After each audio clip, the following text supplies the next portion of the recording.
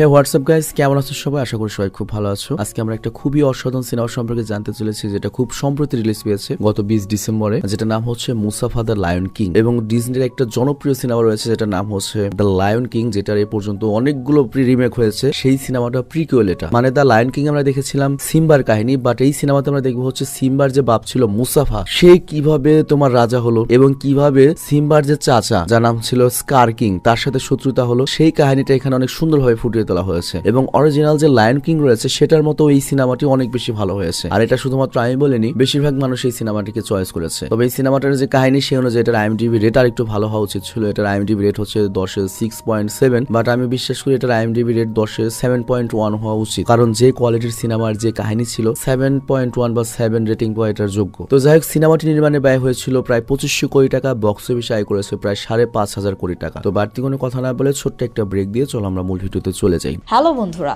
আজ আমরা এমন একটি অ্যাপ সম্পর্কে তোমাদের বলতে চাই যে অ্যাপটির অফিসিয়াল পার্টনার হচ্ছে পিএসজি।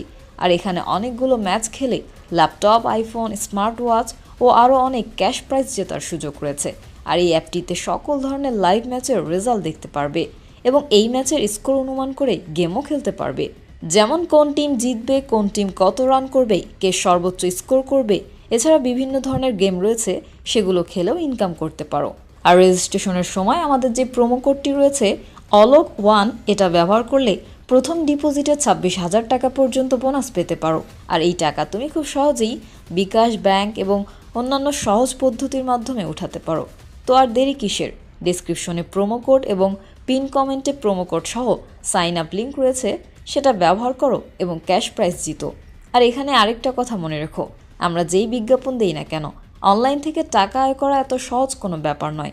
তোমরা কোনো আর্থিক ক্ষতির সম্ভাবনা রয়েছে এমন কোনো ওয়েবসাইটে যাবে না। তো ব্রেক শেষে আবার আমরা মূল ভিডিওতে আসলাম। তো সিনেমা শুরু হয় ব্রাইট রক নামের একটা জঙ্গল থেকে, এবং এটা এমন একটা জঙ্গল যা দেখতে অনেক সুন্দর এবং অনেক বড়। আর এই জঙ্গলটা এতটাই সুন্দর যে এখানে পশু পাখিদের স্বর্গরাজ্য বলা হয়। আর এরপর আমরা দেখতে পাই যে এই পুরো জঙ্গলে রাজ করা হচ্ছে আমাদের নায়ক সিম্বা, আর এই সিম্বা হচ্ছে মুসাফার ছেলে। আর আমরা দেখি সিম্বা আর নালার বিয়ের পরে তাদের একটা বাচ্চা হয়েছে যার নাম হচ্ছে কিয়ারা। তো সিম্বা তার বাচ্চা কিয়ারাকে নিয়ে জঙ্গলে ঘুরছিল, কিন্তু তখনই সিম্বা জঙ্গলে এক ধরনের বিপদে গ্রাণ পায়। আর এই গ্রাণ শুকেও বুঝতে পারে ওর স্ত্রী নালা এই মুহূর্তে কোন একটা বিপদে রয়েছে। তো এটা জানার পরে সিম্বা করে কি, তার মেয়ে কিয়ারাকে গুহার ভেতরে নিয়ে যায় এবং সেখানে রেখে সিম্বা তার মেয়েকে বলে, আমি তোমার মাকে বিপদ থেকে উদ্ধার করতে যাবো এবং সন্ধ্যার মধ্যে ফিরে আসবো। তো সিম্বার এই কথা শুনে কিয়ারা ভয় পেয়ে যায়। আর তখন সিম্বা বলে, তোমাকে ভয় পেতে হবে না, কারণ এখানে তোমার খেয়াল রাখার জন্য টিমন এবং পুম্বা থাকবে। এবং ওই শুয়োর, আর ওইটার নাম জানে কি রোটেন নাকি রোকেন, কি জানি নাম ওই প্রাণীটার, ভুলে গেছি, রেকুন সম্ভবত নাম। তো যাই হোক, এরপর আস্তে আস্তে সময় তো কেটে যায়, রাতও হয়ে যায়। রাত হতে অনেক জোরে বৃষ্টি শুরু হয়। আর এখানে লক্ষ্য কিয়ারার বয়স খুবই কম, কিছুদিন আগে জন্ম হয়েছে। তো এবার এসে প্রথম বৃষ্টি দেখলো। আর নর্মালি ক্যাট টাইপ সকল প্রাণী তো পানি ভয় পায়, তো সিংহ পানি ভয় পায়। তো কিয়ারা প্রথমবার পানি দেখে ভয় পেয়ে যায়। বাট তখনই সেই গুহাতে রাফিকি চলে আসে। আর রাফিকিকে দেখে কিয়ারা অনেক খুশি হয়, কারণ কিয়ারা রাফিকিকে অনেক পছন্দ করে। তো যাই হোক, রাফিকিও কিন্তু এখানে কিয়ারাকে তার নাতনি ভাবে, মানে কিয়ারা তো মেয়ে। তো কিয়ারা রাফিকিকে দেখে বলে, আমার পানি দেখে ভয় লাগে। আর তখন রাফিকি কিয়ারাকে বলে, তোমার শরীরে যে সাহসী সিংহের রক্ত বইছে, সে এক সময় পানি দেখে ভয় পেত, কিন্তু সে তার ভয়কে জয় করেছে, আর এই কারণেই সে একটা সাহসী সিংহ হতে পেরেছে। তবে রাফিকির কথা শুনে কিয়ারা বলে, আমার দাদা মুসাফা এবং বাবা সিম্বা দুজনই সাহসী সিংহ, কিন্তু তাদের মতো সাহসী সিংহ আমি কখনোই হতে পারবো না। বাট রাফিকি যখন এই কথা শুনে তখন সে কিয়ারাকে বলে, দেখো আজকে আমি তোমাকে এমন একটা সিংহের ব্যাপারে বলবো যে কিনা একসময় তোমার মতোই বয়সী ছিল এবং সেও পানি দেখে ভয় পেত। আর এরপর রাফিকি করে কি, সেই সিংহের গল্প বলা শুরু করে। আর সেই সিংহটা ছিল হচ্ছে মুসাফা, মানে ওর দাদা। তো যাই হোক, এরপর আমাদের গল্পে নিয়ে যাওয়া হয় আজ থেকে অনেক বছর পূর্বে, যেখানে আহাদি এবং ইনু নামের একটা সিংহ আর একটা সিংহী একটা নবজাতক সিংহের বাচ্চার জন্ম দেয়, যার নাম রাখে হচ্ছে মুসাফা। কিন্তু মুসাফা আর তার বাবা মা যেখানে থাকতো সেটা মরুভূমির মতো ফাঁকা জঙ্গল ছিল, মানে ওখানে রিসোর্সেস অনেক কম ছিল। কিন্তু মুসাফার বাবা মা তাকে সবসময় এমন এক জঙ্গলের কাহিনী শোনাতো, যে জঙ্গল ছিল অনেক গাছগাছালিতে ভরা এবং পানির কোনো কমতি ছিল না। কিন্তু ওই জঙ্গল ছিল অনেক দূরে এবং পাহাড়ের ও পাশে, আর ওই জায়গাটার নাম হচ্ছে মিলেলে। আর এর সাথে মুসাফার বাবা মা এটাও বলতো যে এই মিলেলের জঙ্গল সূর্য যেদিকে অস্ত যায় সেদিকে, তো তোমাকে একদিন না একদিন সেই জঙ্গলে পৌঁছাতেই হবে, সেখানে গিয়ে রাজ করতেই হবে। তো এরপর একদিন মুসাফা যখন তার বাবা মায়ের সাথে খেলছিল তখনই আকাশ থেকে মুসাফার মুখে এক ফোঁটা জল পড়ে। আর এরপর মুসাফা যখন আকাশের দিকে তাকায় তখন সে দেখে আকাশে অনেক ঘন মেঘ জমেছে, অর্থাৎ সেখানে বৃষ্টি হবে। তো আকাশে অনেক মেঘ দেখে জঙ্গলের সব পশু পাখিরা খুশিতে চিৎকার চেঁচামেচি শুরু করে, কারণ এখানে পানির অভাব এবং বৃষ্টির কথা শুনে সবাই খুশি হয়। আর মুসাও খুশি হয়ে প্রবাহিত পানির কাছে চলে আসে এবং সেখানে খেলতে থাকে। আর তারপর সেখানে অনেক জোরে বৃষ্টি শুরু হয় এবং সকল পশুরা অনেক খুশি হয়, এমনকি মুসাফার বাবা মাও বৃষ্টি দেখে অনেক খুশি হয়। কিন্তু দেখতে দেখতে এখানে অনেক জোরে বৃষ্টি শুরু হয় এবং মারাত্মক বন্যার সৃষ্টি হয়। তো মুসাফা যেখানে দাঁড়িয়ে খেলছিল সেই জায়গা দিয়েই বন্যার পানি প্রবাহিত হয়। তো এত বেশি পানি দেখে মুসাফার বাবা আহাদি তাকে বাঁচাতে যায়, কিন্তু পানির বেগ এত বেশি হয় যে আহাদি মুসাফাকে বাঁচাতে পারে না এবং মুসাফা পানিতে ভেসে অনেক দূরে চলে যায়। তো যাই হোক, মুসাফা পানিতে ভেসে তাদের রাজ্য থেকে অন্য এক সিংহের রাজ্যে চলে আসে, অর্থাৎ এমন একটা জঙ্গল যেখানে অন্য সিংহ রাজ করে। আর এর কিছু সময় পরে মুসাফা যখন চোখ খোলে সে দেখে পানিতে ভেসে থাকা সেখানে একটা গাছের টুকরাতে সে আটকে রয়েছে। আর তখনই মুসাফার ডাঙায় মানে একটু শুকনা জায়গায় একটা সিংহের বাচ্চাকে দেখতে পায় যে কিনা ওর সমবয়সী। তো এরপর ওই ডাঙার বাচ্চাটি মুসাফাকে ডাকে এবং বলে যে তোমার নাম কি? তখন মুসাফা বলে আমার নাম হচ্ছে মুসাফা। আর ওই বাচ্চাটির নিজের নাম বলা হচ্ছে ডাকা। তো যাই হোক, এরপর ডাকা মুসাফাকে বলে দ্রুত পানি থেকে উঠে আসো, কারণ এই পানিতে কুমির রয়েছে, যারা দেখলো তোমাকে খেয়ে ফেলবে। তো এই কথা শুনে মুসাফা তো ভয় পেয়ে যায়, দ্রুত পা চালায় এবং নিজেকে পানি থেকে উপরে তোলার চেষ্টা করে। বাট তখনই দেখা যায় ছোট দুটো কুমির মুসাফাকে ধাওয়া করে খাওয়ার জন্য। বাট মুসাফা অল্পের জন্য পানির কিনারে আসতে পারে এবং ডাকা ওকে প্রাণে বাঁচিয়ে ফেলে। তো যাই হোক, এরপরে দেখা যায় সেখানে ডাকার মা চলে এসেছে, যার নাম হচ্ছে এশা। তো এশা ডাকাকে বকা দেয় যে তুমি এই জঙ্গলের রাজার ছেলে, এরকম ফাঁকা জায়গায় একা ঘোরাফেরা করা উচিত নয়। বাট তখন ডাকা তার মা এশাকে জানায় আজকে আমি একটা সিংহের বাচ্চার জীবন বাঁচিয়েছি। তো এই কথা বলে সে তার মায়ের সাথে মুসাফার পরিচয় করিয়ে দেয়। আর তারপর এশা ডাকাকে বলে তুমি একটা রাজপুত্র, তুমি কোনো পরিচয়হীন রাস্তার সিংহের বাচ্চার সাথে ঘোরাফেরা করতে পারো না। বাট এই কথা শুনে মুসাফা জানায় আমি কোনো পরিচয়হীন সিংহের বাচ্চা নই, বরং বন্যার কারণে আমি আমার বাবা মায়ের কাছ থেকে স্রোতে ভেসে আলাদা হয়ে গিয়েছি। তো এশা যখন জানতে পারে যে মুসাফার এই অবস্থা, মানে বন্যার পানিতে এখানে চলে এসেছে, তখন মুসাফার প্রতি তার মায়া হয়। আর এই কারণে সে মুসাফাকে তার স্বামীর কাছে নিয়ে যায়, যার নাম হচ্ছে ওবাসি এবং সেই পুরো রাজ্যের রাজা। তো ওবাসি যখন মুসাফাকে দেখে তখন সে তার স্ত্রী এশাকে বলে কোনো অপরিচিত সিংহের বাচ্চাকে তোমার এখানে নিয়ে আসা উচিত হয়নি। আর তখন এশা তার স্বামীকে বলে মুসাফা তার পরিবার থেকে বন্যার কারণে আলাদা হয়ে গিয়েছে, তো এই কারণে এই বাচ্চাটাকে আমি ফেলে দিতে চাই না, ওকে আমি আমাদের সাথে রাখতে চাই। বাট এই কথা শুনে ওবাসি রেগে যায় এবং এশাকে বলে ঠিক আছে, তুমি যদি মুসাফাকে তোমার সাথে রাখতে চাও তাহলে এখানে মুসাফা আর আমার ছেলে ডাকার মধ্যে দৌড় প্রতিযোগিতা হবে, যদি মুসাফা এই দৌড়ে জিততে পারে তাহলে সে এখানে থাকার অনুমতি পাবে। তো এরপর ডাকা আর মুসাফার মধ্যে দৌড় প্রতিযোগিতা হয়, কিন্তু মুসাফা যেহেতু কিছুক্ষণ আগে পানির স্রোতের মধ্যে ভেসে এসেছে, অনেক কষ্ট করেছে কারণ অনেক ক্লান্ত, তো এই জন্য দৌড়ের স্পিড অনেক কম ছিল। তো ডাকা যখন এটা বুঝতে পারে যে মুসাফা তো হেরে যাবে তাহলে তো ওকে এখানে থাকতে দেবে না, ডাকা করে কি মুসাফাকে জিততে দেয়। মানে এইভাবে ডাকা কয়বার দুইবার মুসাফাকে বাঁচালো। তো এভাবেই ডাকা আর মুসাফা বন্ধু হয়ে যায়। আর ডাকা চায় মুসাফা যেন তার সাথে তার পরিবার হিসেবেই থাকে। তো যাই হোক, দৌড়ে মুসাফার জেতার পরে ওবাসি কিছুটা দুঃখ পায় কারণ তার ছেলে হেরে গিয়েছে, কিন্তু তার কথা মতো সে মুসাফাকে তার পরিবারের সঙ্গে থাকার অনুমতি দেয়। তো এরপর থেকে মুসাফা ডাকার ভাই হিসেবেই থাকে পরিবারের সাথে। তবে এখানে ওবাসি একটা শর্ত রাখে, সেটা হচ্ছে মুসাফা শুধুমাত্র মেয়ে সিংহদের সাথে থাকবে, পুরুষদের সাথে থাকবে না। তবে তারপরেও মুসাফা আর ডাক অনেক বেশি ভালো বন্ধু হয়ে যায়, তারা ফ্রি পেলে একসাথে খেলা করতো। আবার এসব মুসাফাকে তার ছেলে ভাবতে শুরু করে এবং মুসাফাকে নানান লড়াই করার কৌশল শেখাতে থাকে। আর অন্যদিকে ডাকা তো বেশিরভাগ সময় তার বাবার সাথে থাকতো, তবে ওর বাবা ওবাসি ছিল অলস সিংহ। তো এই কারণে ডাকাকে সে খুব বেশি কিছু লড়াই টড়াই শেখায় না, তো এই জন্য ডাকা আস্তে আস্তে ভীতু হতে থাকে এবং অলস হতে থাকে। তো এইভাবে ধীরে ধীরে কয়েক বছর কেটে যায় আর সেই সাথে মুসাফা আর ডাকাও বেশ বড় হয়ে যায়। আর এই দুজন বড় হওয়ার পরে আমরা জানতে পারি মুসাফার একটা স্পেশাল স্কিল রয়েছে, সে বাকি সব সিংহের তুলনায় অনেক বেশি পারদর্শী, শক্তিশালী এবং তার গ্রাণ শক্তিও ছিল অনেক প্রখর এবং তার সেন্সও বাকি সব সিংহের চেয়ে অনেক বেশি ধারালো ছিল। তো মুসাফা তার এই স্পেশাল স্কিল দিয়ে তার শিকার কোথায় রয়েছে, কিভাবে রয়েছে, কত দূরে রয়েছে, কিভাবে অ্যাটাক করতে হবে সব আগে থেকে সেন্স করতে পারত। আর এর জন্য মুসাফা সবসময় তার মা এশার সাথে শিকার উদ্দেশ্যে যেত। তো একদিন যখন তারা শিকার করতে একটু দূরে চলে যায় তখন সেখানে আরো অনেকগুলো সিংহ চলে আসে। আর এইসব সিংহ ছিল হচ্ছে অন্য জঙ্গলের বা অন্য রাজ্যের এবং তারা দেখতে সাদা ছিল এবং আকারেও বড় ছিল এবং অনেক বেশি হিংস্র ছিল। তো এটা দেখে এশা করে কি মুসাফাকে লুকাতে পারে, নিজেও লুকিয়ে পড়ে, কিন্তু আমরা দেখতে পাই এইসব সাদা সিংহ ওদেরকে দেখে ফেলে এবং ওদের উপর হামলা করে দেয়। তো এই হামলা দেখে মুসাফা ভয় না পেয়ে তার মাকে রক্ষা করার জন্য ওদের সাথে সাহসিকতার সাথে মোকাবেলা করে। আর ঠিক তখনই পেছন থেকে ডাকা চলে আসে, কিন্তু সে এসে যখন দেখতে পায় যে এই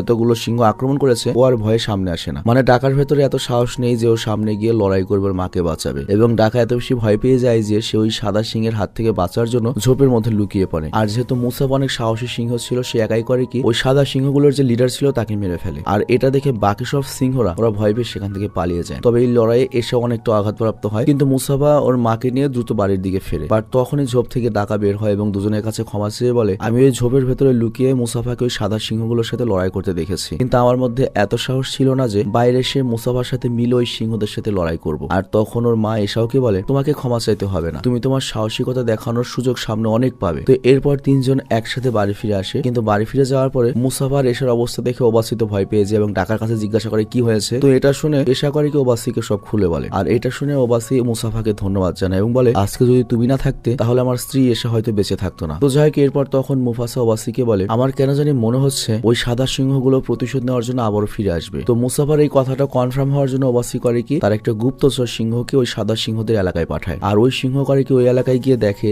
যে আজকে যে লড়াই হয়েছে তার জন্য ওই সিংহদের যে রাজা সে খুব খেপে গিয়েছে। তো আমরা এখানে জানতে পারি ওই লড়াইয়ে মুসাফের হাতে যে সিংহটা মারা গিয়েছে সেটা মূলত ওই রাজার ছেলে ছিল। আর ওই সাদা সিংহ বা রাজার নাম হচ্ছে কিরোস, যে কিনা সিংহদের মধ্যে সবচেয়ে শক্তিশালী এবং সবচেয়ে বেশি হিংস্র, সবচেয়ে সাইজে বড়। তো কিরোস তার ছেলের মৃত্যুর কথা শুনে তো মনে করো রাগে ফেটে পড়ে এবং জোরে জোরে গর্জন করতে থাকে। আর তখন কিরোস সিদ্ধান্ত নেয় সে তার ছেলের হত্যাকারী মুসাফাকে মারবে এবং এর সাথে সে ডাকাকেও মারবে, কারণ ডাকা হচ্ছে অন্য জঙ্গলের রাজার ছেলে। তো এই পাশে রাজার ছেলে মরেছে, ওই পাশে রাজার ছেলে মরবে, হিসাব বরাবর হবে। আর এইসব কথা শুনে ওবাসি এবং বাকি সিংহরা বুঝতে পারে হয়তো কাল সকালের মধ্যেই কিরোস তার সকল সিংহদের নিয়ে আসবে এবং মুফাসা এবং ডাকা দুজনকে মেরে ফেলবে। তো এটা জানার পরে সবাই ভয় পেয়ে যায়। আর তখন রাজা ওবাসি এবং রানী এশা দুজনেই মুসাফা এবং ডাকাকে এখান থেকে পালাতে বলে এবং ওদেরকে সোজা পাহাড়ের ওপাশে মিলেলের রাজ্যে যেতে বলে, যেগুলোকে পশুদের স্বর্গরাজ্য বলা হয়।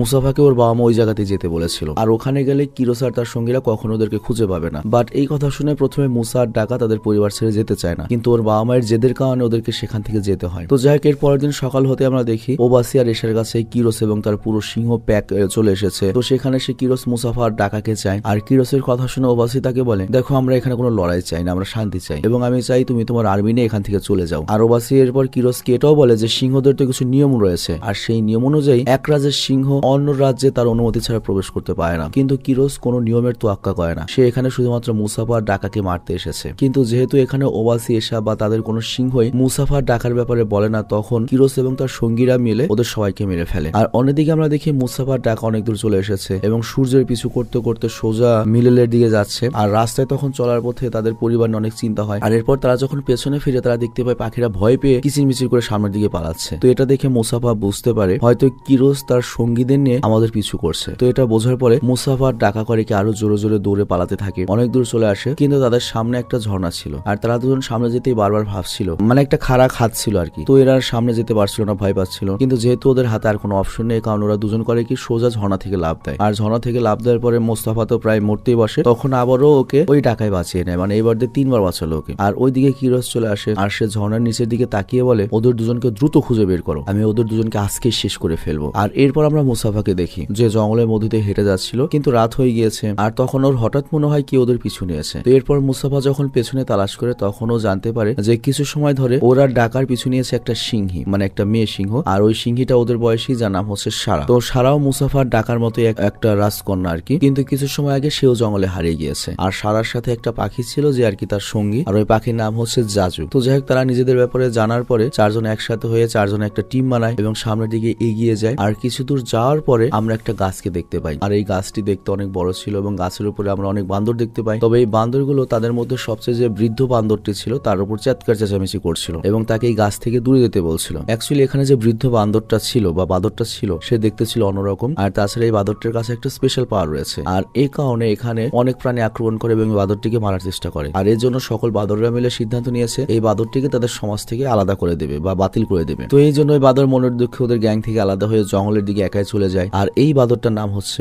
রাফিকি, অর্থাৎ বর্তমানে এই রাফিকি কিন্তু মুসাফার মেয়েকে গল্পটা বলছে। তো যাই হোক জঙ্গলের দিকে যাওয়ার সময় রাফিকির দেখা হয় মুসাফার টিমের সাথে এবং রাফিকিকে দেখে মুসাফারা ওকে টিমে নিয়ে নেয়। আর রাফিকি তখন জানতে পারে মুসাফার তার টিম এখন মিলেলে জঙ্গলের দিকে যাচ্ছে। তো এই কারণে রাফিকিও তার স্পেশাল পাওয়ার ব্যবহার করে মুসাফার টিমকে জানায় যে আমরা ঠিক পথে যাচ্ছি। তো এরপর মুসাফার তার টিম সঠিক রাস্তা ধরে এগোতে থাকে আর রাফিকি ওদের সাথে মিলে যেতে থাকে, এগোতে থাকে। আর যেতে যেতে সকাল হয়ে যায়। আর এরপর আমরা দেখি ডাকা মুসাফার কাছে আসে আর মুসাফাকে বলে আমি তো সারাকে ভালোবেসে ফেলেছি আর আমি চাচ্ছি তুই আমাকে এমন কোনো টিপস দে যাতে আমি ওকে পটাতে পারি। তো এই কথা শুনে মুসাফা ডাকাকে বলে তুই সারাকে বল যে ওর শরীর থেকে ফুলের সুঘ্রাণ আসছে। তো এই কথা শুনে ডাকা মুসাফাকে জিজ্ঞাসা করে তুমি এটা কিভাবে জানলে? মুসাফা তখন ডাকাকে বলে তুই তো জানিসই যে আমার ঘ্রাণ শক্তি বাকি সবার চেয়ে অনেক বেশি প্রখর। তো এরপর ডাকা সারার কাছে যায় আর সে সারাকে বলে তোমার শরীর থেকে আমি ফুলের ঘ্রাণ পাচ্ছি। তো এই কথা শুনে সারা অনেক ইমপ্রেস হয়ে যায় এবং খুশিতে ডাকার সাথে কথা বলতে শুরু করে। কিন্তু কিছু দূর যাওয়ার পরে তারা সবাই নোটিস করে কিরোস এবং তার সাথে থাকা সকল সিংহ ওদেরকে চারদিক থেকে ঘিরে ফেলেছে আর তাদের সামনে বাঁচার কোনো পথ নেই। বাট ওই সময় রাফিকি নোটিস করে যে সামনেই হাতির পুরো গ্যাং রয়েছে। তো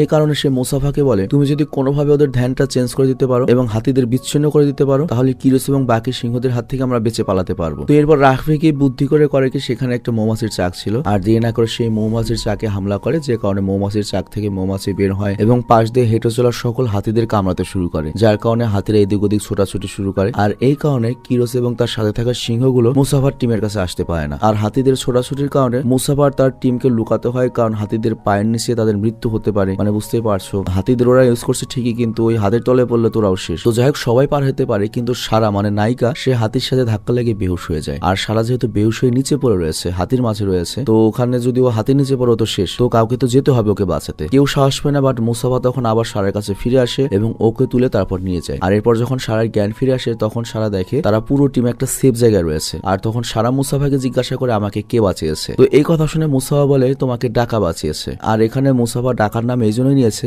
যাতে সারার সামনে ডাকার একটা মনে করে দাম বাড়ে এবং সেটিং হয়ে যায়। তো যাই হোক, তারপর তারা মিলিলে যাওয়ার পথে আরো সামনে এগিয়ে যায়। আর যেতে যেতে তারা বড় একটা পাহাড়ের সামনে চলে আসে। আর এখানে আসার পর রাফিকি তার পাওয়ার ব্যবহার করে তার টিমকে জানায় যে আমরা এখনো সঠিক পথে আছি। আর তারা জানতে পারে যে পাহাড়ের ওপাশে রয়েছে সেই মিলেলের রাজ্য, পশুদের স্বর্গরাজ্য। তো এরপর তারা দ্রুত সেই বরফের পাহাড় পার করা শুরু করে। কিন্তু আমরা তখন দেখি কিরোস এবং তার সাথে থাকা সঙ্গীরাও মুসাফাদের পেছনে চলে এসেছে। তো মুসাফা তখন বুঝতে পারে কিরোসরা যেহেতু আমার পিছু নিয়েছে, তার মানে আমাদের পায়ের ছাপ দেখে ওরা তো এখানে চলে আসবে। তো এই কারণে মুসাফা করে কি ওই পাখি জাজুকে বলে যেখানে আমাদের পায়ের ছাপ পড়েছে সে জায়গাতে বরফ ফেলে পায়ের ছাপ মিলিয়ে দাও। তো এরপর ওই পাখিটা সেই কাজই করে, আর এটা কাজও করে এই প্ল্যানটা। কিরোস এবং তার টিম মুসাফার আর রাস্তা খুঁজে পায় না। আর এরপর আমরা সারার মুসাফাকে এক জায়গায় দেখি। তো সারা তখন মুসাফার কাছে আসে এবং মুসাফাকে বলে আমি যখন বেহুশ হয়েছিলাম আমি বুঝতে পারছিলাম কেউ আমাকে বাঁচাচ্ছে, কিন্তু আমি জানি ওটা ডাকা নয় বরং তুমি বাঁচাচ্ছিলে, তাই না? সত্য বলো। তো মুসাফা তখন সারার কথা মেনে নেয় এবং এখানে যেটা হয় সারা মুসাফাকে প্রপোজ করে, মুসাফাও সারাকে প্রপোজ করে। মানে এখানে মুসাফা কিন্তু জেনারেলি একটা বেমানি করলো, সিরিয়াসলি। তো যাই হোক, এই দৃশ্যটা ডাকা দূর থেকে দেখে ফেলে। আর সারার মুসাফাকে একসাথে দেখে ও বুঝতে পারে যে সারাও মুসাফার হয়ে গিয়েছে। তো এই জন্য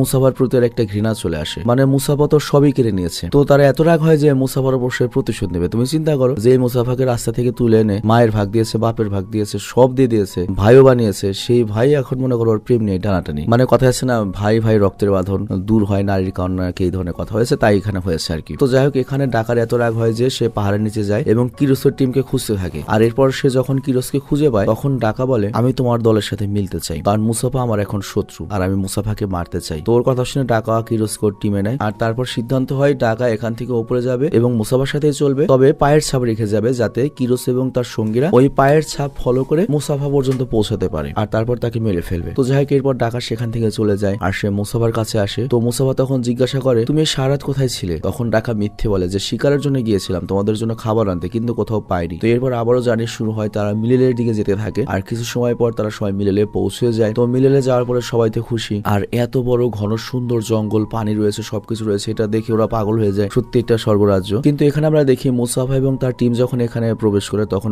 জঙ্গলের বাকি পশুরা জিজ্ঞাসা করে তোমরা কেন এসেছো, কিসের জন্য এসেছো? তো মুসাফা তখন সব খুলে বলে, বাট এটা শুনে জঙ্গলের পশু পাখিরা ভয় পেয়ে যায় এবং তারা বলে তোমরা যে এখানে এসেছো যদি তোমাদের পিছু পিছু এখন কিরোস এবং তার সঙ্গীরা চলে আসে তাহলে তো তোমাদের সাথে আমাদেরও মেরে ফেলবে। বাট মুসাফা ওদেরকে নিশ্চিন্ত করে কিরোস এখানে আসতে পারবে না, কারণ আমরা কোনো পায়ের ছাপ রেখে আসিনি। বাট তখনই মুসাফা কারো গর্জন শুনতে পায়। এরপর সে যখন পেছনে তাকায় সে দেখে কিরোস তার পুরো আর্মি নিয়ে চলে এসেছে। তো মুসাফা তো কিরোসকে দেখে চমকে যায়, ভাবতে থাকে কিরোস এখানে কিভাবে আসলো। বাট তখন কিরোস মুসাফাকে বলে এখানে আসার জন্য তো তোর ভাই আমাকে সাহায্য করেছে, ওর সাহায্যের কারণে তো আমরা এখানে আসতে পেরেছি। তো এই কথা শুনে মুসাফা বিশ্বাসই করতে পারে না যে ওর ভাই এটা কি করলো। কিন্তু তখনই কিরোস এসে মুসাফার উপর হামলা করে দেয়, দুজনের মধ্যে লড়াই শুরু হয়। আর অন্যদিকে মুসাফার বাকি যে টিম ছিল তারা কিরোসের সাথে থাকা বাকি সব সিংহদের সাথে লড়াই করতে থাকে। আর এরপর আমরা দেখি কিরোস আর মুসাফা একটা খাদে পড়ে যায় আর ওই স্থানে মুসাফা আর কিরোসের সাথে সেই লড়াই হতে থাকে। কিন্তু কিরোস ছিল এক্সপিরিয়েন্সড, মুসার্সের সাইজে বড় এবং শক্তিশালী, তো এই জন্য মুসাফার সাথে তার লড়াই করা অনেক কঠিন হয়ে যায়। আর এদিকে ডাকা কিছুটা দূরে দাঁড়িয়েছিল, ওদের লড়াই দেখছিল। কিন্তু তখনই ডাকার মনে পড়ে ওর মায়ের বলা কথাটা। ওর মাকে বলেছিল তোমার সাহসিকতা দেখানোর সুযোগ অনেক পাবে তোমার জীবনে, তখন মিস করো না, হাতছাড়া করো না। তো ডাকা আজকে সিদ্ধান্ত নেয় সে যে ভুলটা করেছে সেটা শুধরাতে হবে, আজকে সাহসিকতা দেখাতে হবে এবং আজকে সে তার ভাইয়ের পাশে লড়াই করবে। তো যাই হোক, ওইদিকে তো কিরোস আর মুসাফা লড়াই করছিল। আর তো এক মুহূর্তে কিরোস করে কি মুসাফার চেহারায় অনেক বড় একটা থাবা বসিয়ে দেয়। বাট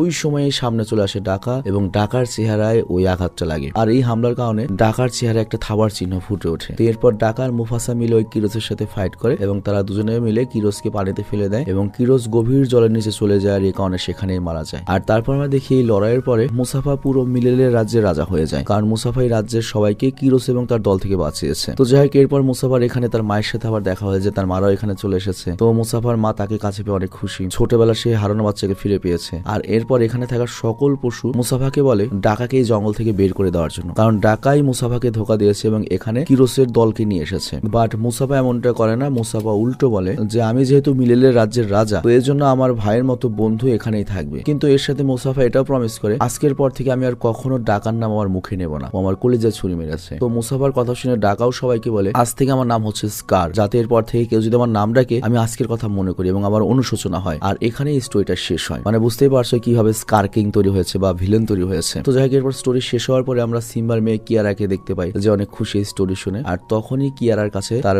বাবা সিম্বা এবং মা নালা চলে আসে। আর সেই সাথে কিয়ারা দেখে তাদের সাথে আর একটা বাচ্চা এসেছে যে কিনা ওর ছোট ভাই, মানে ওর মায়ের বাচ্চা হওয়ার জন্য আর কি আটকা পড়ে গিয়েছিল কোথায়। আর এখানে এই সিনেমাটা শেষ হয়। তো এই সিনেমাটা দেখে তুমি কি বুঝলে? ভিলেন জন্মগত ভাবে কেউ ভিলেন হয় না নরমালি, জন্ম নেওয়ার পরে আশেপাশের পরিবেশ, সিচুয়েশন, মানুষজন তাকে ভিলেন বানিয়ে দেয়। আর স্কার কিং এর ক্ষেত্রেও সেটাই ঘটেছে। তো আমি স্কার কিং কে সরাসরি আমি ভিলেন বলতে পারছি না। পরবর্তী পর্বে গিয়ে স্কার যে ভিলেন হয়, মুসাফাও এর জন্য যথেষ্ট দায়ী আছে আর কি, একেবারে মিথ্যা কথা না। তো আমি বিদায় নিচ্ছি, ভালো থেকে সুস্থ থেকো, টেক কেয়ার, আল্লাহ হাফেজ।